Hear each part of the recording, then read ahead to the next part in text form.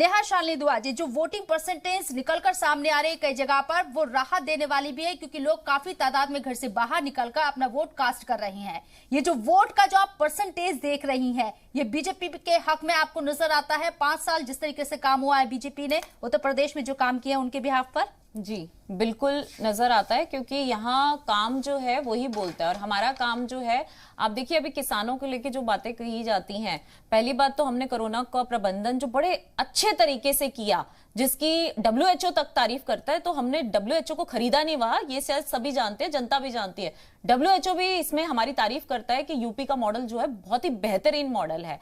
और जब मुझे हंसी आती है जब एनसीपी की नेता बोलती हैं कि अखिलेश यादव जी की बात पर क्या लोगों ने वैक्सीन नहीं लगवाई। देखिए बहन जी, मैं इतना कहना चाहूंगी कि लीडर का मतलब क्या होता है? जो लीड करता है जनता को। तो उन्होंने 20 साल जनता को लीड किया, समाजवादी पार्टी ने वहां पर। हम तो अभी आए हैं, हमें आए हुए तो अभी सिर्फ मात्र 5 साल ही हुए हैं। उसके बावजूद जनता उनकी बात क्या बिल्कुल नहीं मानती होगी? मतलब आपका ये कहने का मतलब है कि उन्होंने कहा कि भाजपा की वैक्सीन है मत लगवाओ, और जनता ने नहीं फिर भी लगवाई होगी, तो मतलब उनको कोई सुनने वाला ही नहीं है? तो ऐसा तो है नहीं। तो जनता को उन्होंने गुमराह किया, जिस वजह से जनता ने जब पहली वेव में उनकी बातें नहीं मानी और सेकेंड वेव में जो नुकसान हुआ जान मान का, उसका हमें तो खेद है ही है। लेकिन मैं मौतों पर राजनीति नहीं करना चाहती। आप इतना बताइए, एनसीबी ने मुंबई, आपकी सरकार है ना मुंबई में अलायंस पे, तो आप बताइए कि अकेला अकेला मुंबई में मौतों के आंकड़े कितने थे? इतने तो पूरे यूपी में नहीं थे जितने अकेले मुंबई में मौतों के आंकड़े थे। तो इस पे राजनीति ना करते हुए ये समझना चाहिए कि हमारे जो नेता होते हैं उनका काम होता है जनता को लीड करना, ना कि उनको गुमराह करना।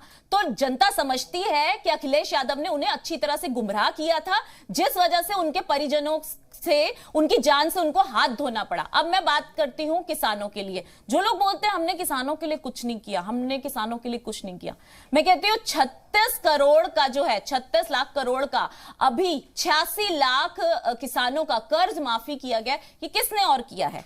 किस गवर्नमेंट ने पहले किया है? सिंचाई के लिए ट्यूबवेल, बोरवेल, इन सब की सुविधा जो उपलब्ध कराई है, आज तक पहले किसी सरकार ने क्यों नहीं कराई? रिकॉर्ड दर जो कृषि है वो इस साल देश में हुई है। इतने भयावने, मतलब कि जो आप कहते हो सड़कों पे बैठे हुए थे किसान, तो खेती कौन कर रहा था ये बताइए? तो यहां ये समझने वाली बात है, जो किसान खेती कर रहे थे, इसीलिए रिकॉर्ड दर तोड़ के जो हमारी कृषि हुई है इस साल, एग्रीकल्चर में हमने रिकॉर्ड तोड़ा है, जो आज से पहले कभी नहीं हो। तो इसी से पता चलता है कि वो जो किसान वहां बैठे हुए थे उनमें कुछ जेन्युइन भी थे, हम तो ये कहते ही नहीं, लेकिन जो वहां काला झंडा लेके घूम रहे थे और खालिस्तान के समर्थक घूम रहे थे और कह रहे थे मोदी को मारेंगे, अमित शाह की जान ले लेंगे, ये सबने देखा है, हर चैनल ने देखा है। तो आप इसको भी बढ़ावा देते हैं। हमने कभी किसानों को खालिस्तानी नहीं कहा, हमने खालिस्तानियों को खालिस्तानी कहा। आपने जान के जोड़ दिया कि खालिस्तानी कहते रहे, कभी उन्हें, कभी आतंकवादी कहते। हम तो आतंकवादी आतंकवादियों को कहते हैं, लेकिन आप लोग तो आतंकवादियों को अपना दोस्त कहते हैं। नेहा जी देखिए, ये चीजें तमाम चीजें आती रहती है। सवाल ये है कि जो अपोजिशन लीडर है उनका ये इल्जाम है कि आपका जो दावा है वो सिर्फ किताबी है या सिर्फ डिजिटल के अंदर है, वो हकीकत के अंदर जमीन पर नहीं उतरा है, और वो ये कह रहे हैं कि इस बात को आप प्रूव करके दिखाइए। हम बिल्कुल प्रूफ करके, 5 एयरपोर्ट और 5 एक्सप्रेसवे क्या ऐसे ही बन गए हैं? शिलान्यास वो करके गए, सपने सजा के गई समाजवादी पार्टी, बनाया, एग्जीक्यूट पूरा हमने करके दिया है। हमने भी कई शिलान्यास किए हैं, हम ऐसे नहीं कह रहे कि हमने शिलान्यास नहीं किए, लेकिन हमने प्रोवाइड तो करके दिए। 5 एक्सप्रेसवे क्या हवा में बन गए? 5 जो एयरपोर्ट है वो ऐसे ही बन गए। लेकिन समाजवादी पार्टी तो ये कह रही थी कि हमारे काम का आपने फीता काटा है, आपने 5 साल से फीता काटा। मैं यही तो कह रही हूं, इन्होंने जेवर एयरपोर्ट को जनता जानती है, 10 साल कभी फाइल इधर जा रही है कभी उधर जा रही है, सिर्फ इनको जगह ही नहीं समझ आ रही थी आगरा में बनाए या जेवर में बनाए या कहां बनाए। तो 10 साल तो इन्होंने सोचने समझने में निकाल दिए। हमने सोचा नहीं, हमने एग्जीक्यूट करके दिखाया। हमने जेवर एयरपोर्ट जो है वहां फाइल वो कर दी कि यही बनेगा, जेवर में ही बनेगा। अब ये देखिए पर्यटन की स्थिति से भी देखिए आप, तो टूरिज्म को कितना बढ़ावा मिलेगा। वहां राम मंदिर बन रहा है, वहां इतने सारे एयरपोर्ट आ रहे हैं, 100 कार्गो जो अभी हमने वो ब्यौरा दिया। हम ये नहीं कह रहे 25 साल बाद जो लोग, जैसे कि अभी माफ कीजिए मुझे नाम नहीं ध्यान में, माया जी कह रही थी कि 25 साल का हमने बताया कि 25 साल बाद हमारा जो है ये जो हमने मास्टर प्लान दिखाया है बजट में, ये 25 साल बाद तो आप देखिए कुछ और ही दुनिया होगी, हिंदुस्तान नंबर 1 पे होगा। ये कहा है कि स्टेप बाय स्टेप जो है हम प्रगति की तरफ, अर्थव्यवस्था को नंबर 1 बनाने में अपने हिंदुस्तान की हमने कदम रख दिया है। इसका मतलब ये नहीं कि 25 साल लग जाएंगे हमको वहां तक पहुंचने में। तो यहां मैं यही कहूंगी कि सरकार ने बहुत अच्छे काम किए हैं जिसकी जनता को दिख रहे हैं। रोजगार कैसे मिले, एयरपोर्ट जब बनता है तो वहां क्या जॉब्स नहीं क्रिएट होती, वहां कितने सारे मजदूर होते हैं जिनको मजदूरी, हजारों मजदूर लगते हैं जिनको दिहाड़ी मजदूर रखते हैं, हमने उनकी भी सैलरी बढ़ाई। पर डे का जो होता है, पहले था क्या 100-200 रुपए होता था, आज 800 से 900 रुपए दिए जाते हैं मजदूर को, मिनिमम जो है वो 600 रुपए। नेहा शानी जी, आप सरकार की तमाम हुसूलियाबियां यहाँ पर गिना रही हैं। 25 साल का जो ब्लूप्रिंट दिया गया है, ब्लूप्रिंट बजट के अंदर जो 25 साल का दिया है, लेकिन आप हेल्थ इंफ्रास्ट्रक्चर की अगर हम बात करें, माया जी ने भी ये मुद्दा उठाया, हम जिस मोहलिक वबा से अभी लड़ रहे हैं और आने वाले वक्त में और भी वायरस आएंगे, इससे इनकार नहीं किया जा सकता।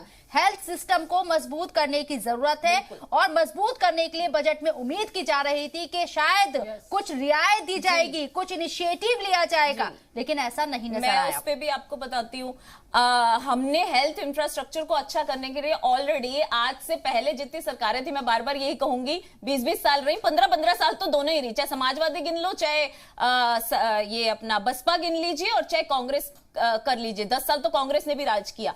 तो मेरा कहने का मतलब है किसी ने एक एम्स नहीं बनाया था, रायबरेली में एम्स हमने बनाया, गोरखपुर में एम्स हमने बनाया, आज उसको फुल्ली मतलब बन गया और ऐसा नहीं है उसको ऑपरेशनल भी कर दिया है। अब देखिए ऑपरेशनल होने में टाइम तो लगता है ना, पहले तो बनने में टाइम लगता है, फिर ऑपरेशनल होने में भी। अब लोग कहें कि नहीं आज वो भर जाए हॉस्पिटल, तो क्या आप चाहते हैं कि जनता बीमार होकर वहां हॉस्पिटलों में पड़ी रहे? तो बना दिया गया है, जब जनता को ठीक है। राहुल लाल जी को ले लेते हैं, राहुल लाल जी कुछ कहना चाह रहे हैं। राहुल लाल जी देखिए, यहाँ पे स्वास्थ्य सेवाओं में नेहा जी इतनी बड़े बड़े आंकड़ों की गिनती करा रहे हैं, जबकि इन्हीं के केंद्र सरकार के नीति आयोग की रिपोर्ट को देख लीजिए, उसमें बड़े राज्यों में उत्तर प्रदेश को सबसे फीसदी दिखाया गया। आपने 3 दशक पुराने जो हॉस्पिटल थे उसको आप मेडिकल हॉस्पिटल का दर्जा दे रहे हैं, तो वहाँ पे आपका इंफ्रास्ट्रक्चर भी तय नहीं है।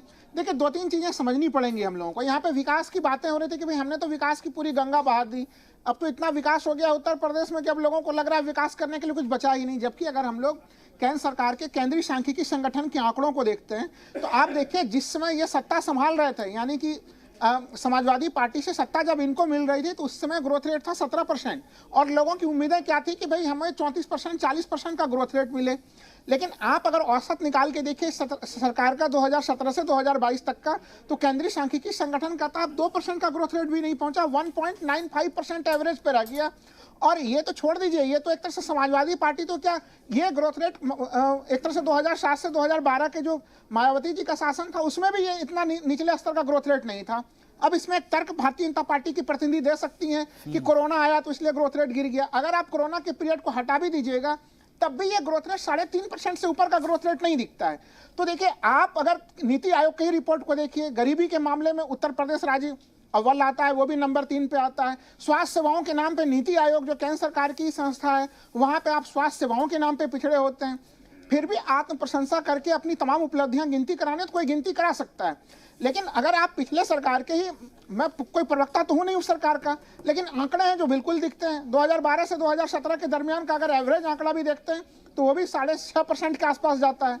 तो ये स्थितियां रही हैं। देखिए, विकास के लेके आप दावे जरूर हुए, उल्टे यहाँ पे विकास को लेकर जो स्थितियां बनी, चाहे केंद्र सरकार के या फिर राज्य सरकार, कोई ऐसा ठोस बजट भी नहीं बना सकी, कोई ठोस ऐसी नीतियां नहीं दे सकी